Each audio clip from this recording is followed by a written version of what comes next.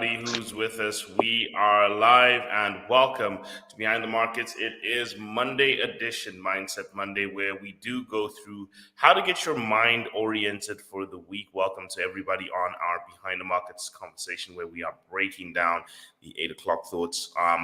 Just the after 8 o'clock thoughts on the mindset story. And Stephanie, we are finally wrapping up our Power to Change series. But before I get into that, Stephanie, how are you doing? I'm fine, Munyumba. How are you? I'm fine, thank you. And welcome to all of our audience. If you're watching us live, please give us a shout, tag your friends, tell your mother, tell your brother, tell them everybody that it is time to get a little bit of the dose of what to do with our minds correct. It is the 9th of October. We are in the middle of the second of the final quarter. There are 3 months remaining to the year. Stephanie, do you know, statistically speaking, October is the most productive month of the year? It's actually where people get the most done because the fear of the year ending, all your bonuses, your targets, everything are right in front of you, and you realize you've done nothing.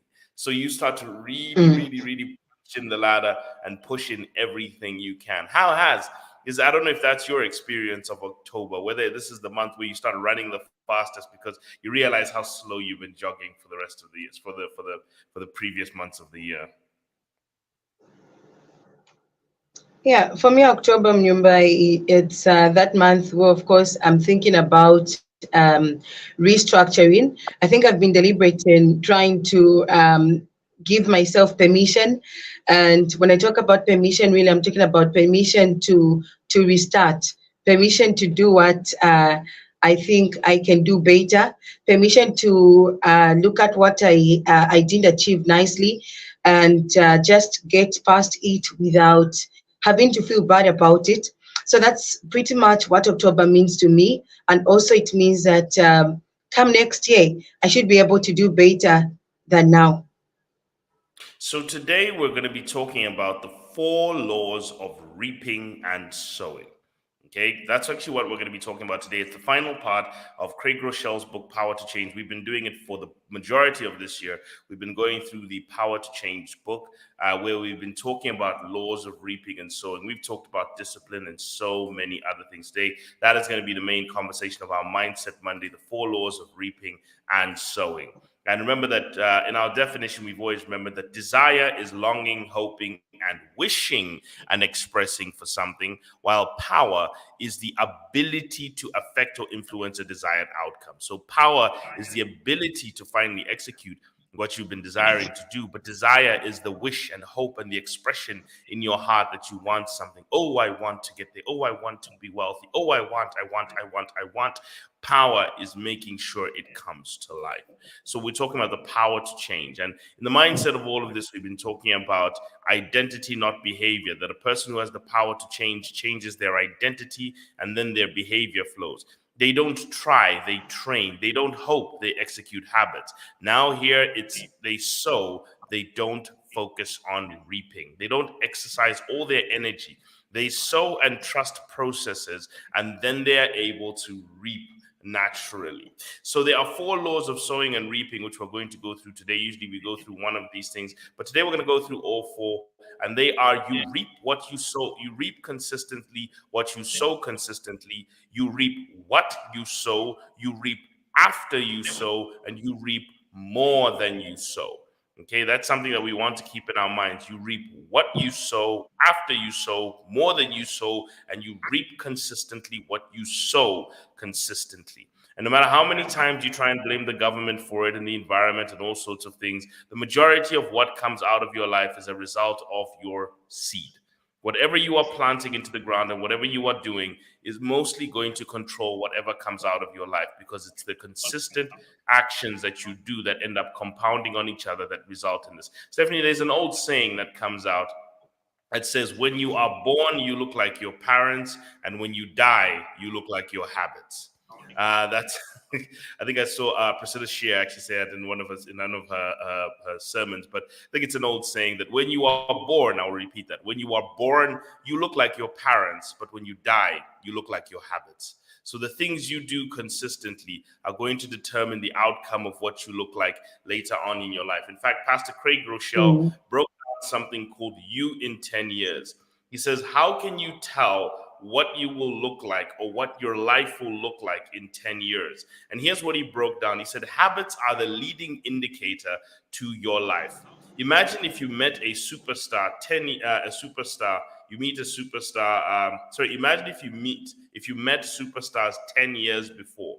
Your habits indicate where you will be in 10 years. The mistake most people make is that they look at people now and they don't ask the question. I remember Dumisan Gumbe was being interviewed about this, and there was a guy who walked up to him and said, Dumi, I'm going to be where you are in 5 years' time. I'm going to be where you are. And Dumisani looked at him and he said, no, you won't. And he said, the reason is you are not doing now what I was doing 5 years ago. That's the reason why you won't be where I am in 5 years. You're trying to catch up with me. You are not doing now what I was doing 5 years ago. So the question is, if you want to be a superstar, any superstar that you meet, are you doing what they were doing 10 years ago for you to get where they are now? It's a strong indicator. You can't just replicate it, but it's a strong indicator as to where you will probably be. We all have the best intentions, but intentions do not determine direction. Repeated actions do. You can intend, Stephanie, to go somewhere, but if there's no food in your car, sorry about that. We are hearing a bit of a buzzing sound.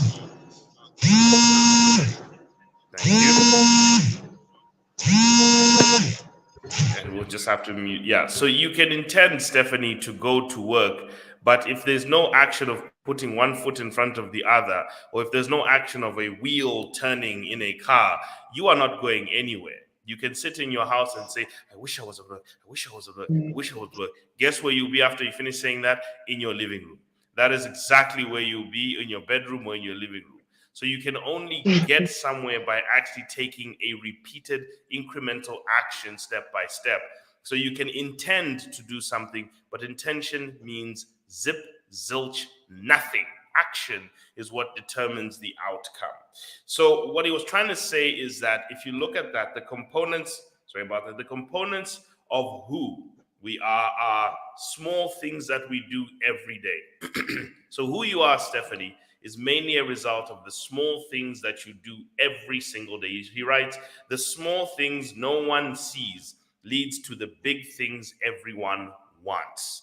Okay, that's a very important thing. It's the small moments of practice, it's the small moments of writing, it's the small moments of preparation. The small things no one sees leads to the big things that everyone wants. And it says they are easy to do, but they are easy to do and not to do. So it's easy because they're small. It's easy for you to say, today I won't do this. It's fine. It won't make much of an impact. But we don't understand that it's the cumulative impacts that matter the most. And they seem to be acceptable to dodge, and dodging them piles up. And also the small things that we do consistently.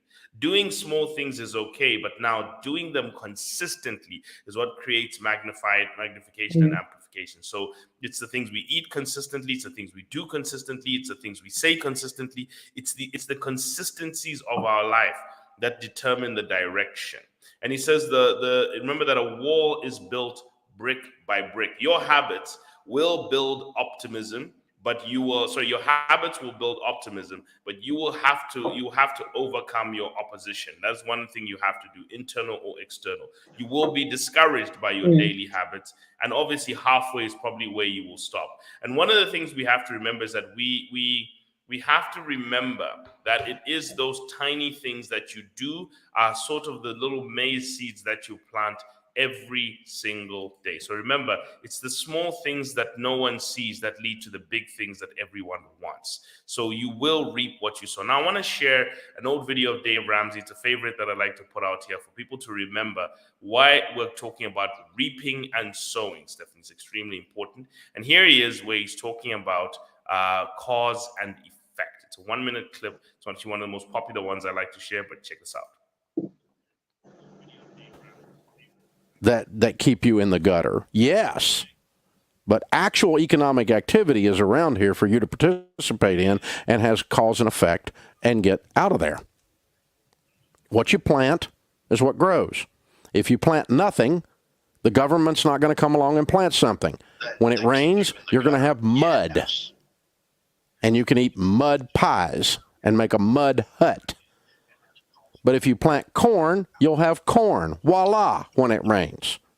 And don't be shocked that corn grows if you plant corn. If you do rich people habits with money and have rich people mindsets with money, eventually you will be rich people. If you do poor people stuff with money and you're rich, eventually you will be poor people. Have you ever seen a trust fund baby do stupid stuff? Have you ever seen somebody win the lottery and lose everything? They do poor people stuff with their money, short-term thinking, and they get stupid and they lose their money. I've done both. I know how it feels. So there's a very simple statement that I'd like to remember from that one, and I'd like everyone to always remember it. He said, if you do rich people things with money, you'll be rich people. If you do poor people things with money, you will be poor people. Today, Stephanie, I saw an article from Forbes, which wrote the Powerball, which is the lottery, the American jackpot lottery, will be $1.5 billion. So whoever wins the American lottery, the jackpot, stands the chance to win $1.5 billion. Okay. But I can guarantee you, Stephanie, that even after that person wins that $1.5 billion, in about 10 years' time, they will be bankrupt. Okay. The majority of lottery winners actually, you know that lottery winners go bankrupt 5 times faster than non-lottery winners, and 5 times more often, than non-lottery winners. Why is that, Stephanie? Because they're trying to reap where they did not sow. And the Bible is very strict. It says God will not be mocked. And the problem is that where people gain these big amounts of money, they just spend them into the ground. So people who win money tend to lose it more than people who earn money. That's actually a reality. People who win money or get these huge payments have a tendency to lose a lot of it. I've seen it with retirees who get huge cash payouts from their pension, and all they manage to do is finish it within a few months. I think, Stephanie, we all have an uncle or an aunt or somebody who got a huge retirement settlement, and then 5-6 years later they're in a worse condition than they were. I think we all have one of those, don't we? Yeah. Anyway, and I think in the comment section, if you do, please share if you do recall that. So now let's talk about reaping and sowing, because that's an extremely important concept, and not just a concept, but that is the truth. So if we go to the Bible, there are 2 points I wanted to just get out from here. Genesis 8:22 reads, as long as the earth endures, seed time and harvest, cold, heat, summer, winter, day and night will never cease. Seed time and harvest. So that is the first thing God says in this world. If you want something, you have to put something in. Okay, you will not get things you are not putting in. And Galatians issues a stern warning: do not be deceived. God cannot be mocked, for a man shall reap what he sows. Okay, you are contravening God's law when you are trying to get things you did not plant. Okay, that is where the problem comes, and something later on will come and whip your head horribly, whether it's your spending habits that will finish the money you're trying to reap that you did not sow, whether it's the court system that will get you for stealing, whether it's inflation that will rip it apart because it's mostly in cash and it's not in actual assets that you've actually built. Somewhere along the lines, you will reap what you sow, and deservedly so. There are 4 laws to reaping and sowing that have been put down. 1, you reap what you sow. 2, you reap consistently what you sow consistently. 3, you reap after you sow. And 4, you reap more than you sow. And let's break these down so that people can understand and what they mean with financial habits. Let's talk about the consistency one. Number 1 is that there's an old saying that says, successful people do consistently what others do occasionally. Write that one down, people. That actually puts straight in your mind. And occasional people assume consistent people are lucky. Consistency is one of the most important factors because it allows compounding. 40% of your life, Stephanie, 40% of the things you do every single day, Stephanie, are not a result of decisions, but they're a result of automated habits. And why are automated habits so important? Because they're the things that you do consistently, and they have a tendency to compound on each other and direct your life. So your 60% of decisions will not overpower your 40% of habits, because your 60% of decisions are erratic. Your 40% of habits are consistent. So consistent overpowers erratic. Okay, the things you do every single day will determine where you are going. The things you do consistently will determine the direction that you are pulling within, because your decisions will pull in this direction, and this direction, and this direction, and mostly will stay neutral, but your habits will push in one singular direction. So in financial markets, we have something called, we have terminology called tailwinds, and we have a terminology called headwinds. Now, a tailwind is a positive environmental factor that helps support and accelerate growth of a person, while a headwind is a negative environmental factor that resists and suppresses and slows down a person. So I want you to think about this very carefully, because yes, there is an element of luck in most successful people, but there's something about their consistency that actually helps propel their luck. So a tailwind, whether it's economic growth, whether it's a spurring cycle, the stock market booms, all sorts of things. Many people chalk success and failure up to tailwinds and headwinds. But what they often forget, Stephanie, is that a plane actually has to be in flight for the wind to actually work. So the funny thing about tailwinds and headwinds is that when a tailwind, something positive that helps you comes in, it actually amplifies things that are already in motion. And headwinds have less of an effect on things that are already in motion. So, Stephanie, if you are running at full speed and a huge gust of wind blows against you, if you're standing still, you're most likely to get blown back. But if you're running at full speed, you're actually more likely to resist that, because you're going into it with some actual force. So momentum, which is built by consistent action, actually helps tailwinds, which are positive impacts, amplify your results, and it helps resist headwinds. So there's actually some of the things you need to be doing. So if you're already building wealth, so let's say inflation is picking up. If you're not building any wealth, inflation will rip through you horribly. But if you have wealth building assets already in motion, inflation is less likely to have an impact on you as somebody else who's facing it.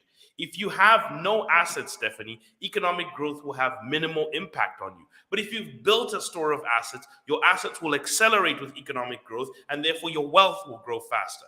So without actual activity happening in the market, and no consistent actions, what's going to happen to you is that the headwinds will push you back harder, and the tailwinds will do nothing for you. So they are tailwinds and headwinds. They are environmental factors, but those environmental factors impact people in motion differently. I always say this, Stephanie, the harder you work, the luckier you seem to get. And that's the truth, because the more prepared you are for opportunities, the more you save, the more when investment opportunities arrive, you can invest in them. But if you've got no savings, Stephanie, to invest in new investment opportunities, guess what's going to happen? You'll invest nothing. Guess what's going to happen? You'll get nothing. Guess what's going to happen? You will be nothing. Okay, that is the reality. So you actually have to start doing things consistently, so that when the moments come that amplify results, you are supported. And the moments come that negate results, you, Stephanie, have got a defense against them. And that is positive actions moving in the right direction. So that is what consistency plays out to. The second law of reaping and sowing is that you reap what you sow. Stephanie, let me ask a simple question. If you plant maize, what will come out? Maize. Will Maize, soya come out? definitely. No, Will wheat come out? no, Have you ever heard of a farmer who plants apples and gets bananas? no. Exactly. You reap what you sow. Okay? So, as he said, if you do poor people things with money, you will be poor people. If you do rich people things with money, you will be rich people. And I've showed you people the habits of the millionaires. They live on less than they make. They avoid credit. They save consistently. They work very hard. They invest in professional development. These are the things they do. So if you say, oh, it doesn't matter what they do, I'm just going to do my own thing and I'm going to get rich. Great. Let's see where that gets you. Most likely, you're going to find yourself in the opposite direction. You're going to be complaining. So the important thing is never, we fuss a lot, Stephanie, about what rich people have, but never do we ask the question, what do these people do to make this money? We What is never it? ask people, yeah, what did you do? What have you been doing to build this wealth? And we are more interested in what they have and less interested in what they do. More people know about what car you own than what you actually do to own that car and to put fuel in that car. And that is poverty mentality. So if you see a rich person and you are talking more about what they have than what they do, that is poor people thinking. That's the reality. That is a poverty mindset. And I have to differentiate people. Some people can be broke. You can be broke. That's just the state of money you have. Poor, Stephanie, is the way you think about money. It's actually a mentality. So lots of people in this world who are broke, but they're not poor. But there are lots of people who even have money, Stephanie, and they are poor because their mentality on how they think about money will affect the way they eventually end up. So you want to start making sure that you are not doing such things. Now, where does this law of input output come from? Well, it actually is a biblical principle for me. Remember that as the floods receded and God reestablished his covenant with humanity in Genesis 8:20 to 22, God puts in the world three laws. He says, I will never curse the ground that man walks on, although man's imagination is evil from his youth, nor will I destroy every living thing. However, so God promises, I'm not going to destroy the world, but he does say, you guys are really silly. So I'm going to have to put some fail safes into this world. And what he says is, one, seed time and harvest. Cold and hot, winter, summer, day and night will not cease. So he puts some fail safes into the world to control human behavior so that he doesn't have to strike us again. God promises that he'll never destroy the world, but acknowledges the evil nature of man. So therefore places three laws which will allow which allow man's own evil behavior to be his own undoing. So basically, Stephanie, if you do silly things with money, silly things will happen to you. That's the way God has coded the earth. If you plant stupidity, stupid things will happen to you. If you plant mess ups will happen to you.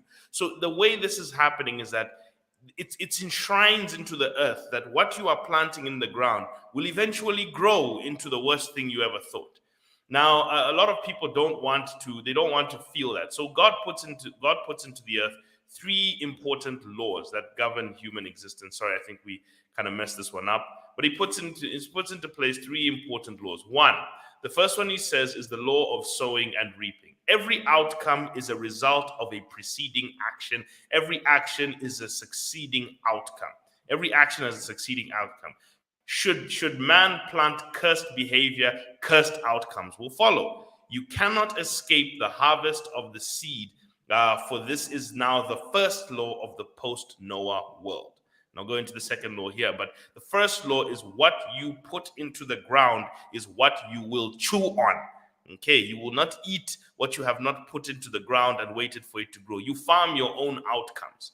The second one is the law of cyclicality, which basically means summer, winter, hot, and cold. And this promises that life will have variations and seasonalities. Everything in this world operates in cycles, be it agriculture, weather, business, economies, any systems.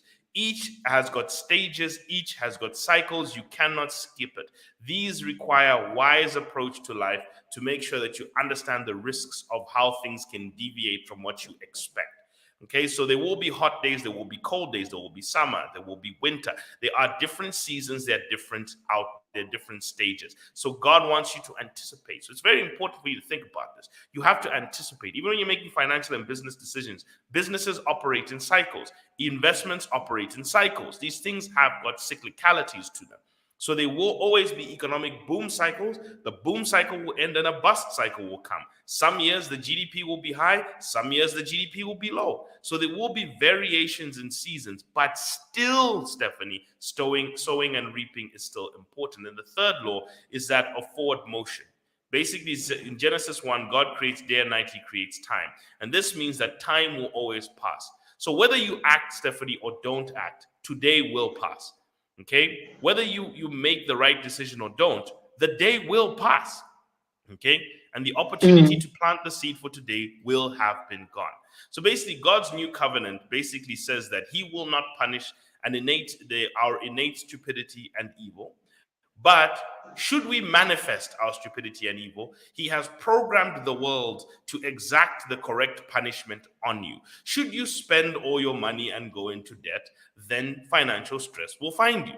Okay?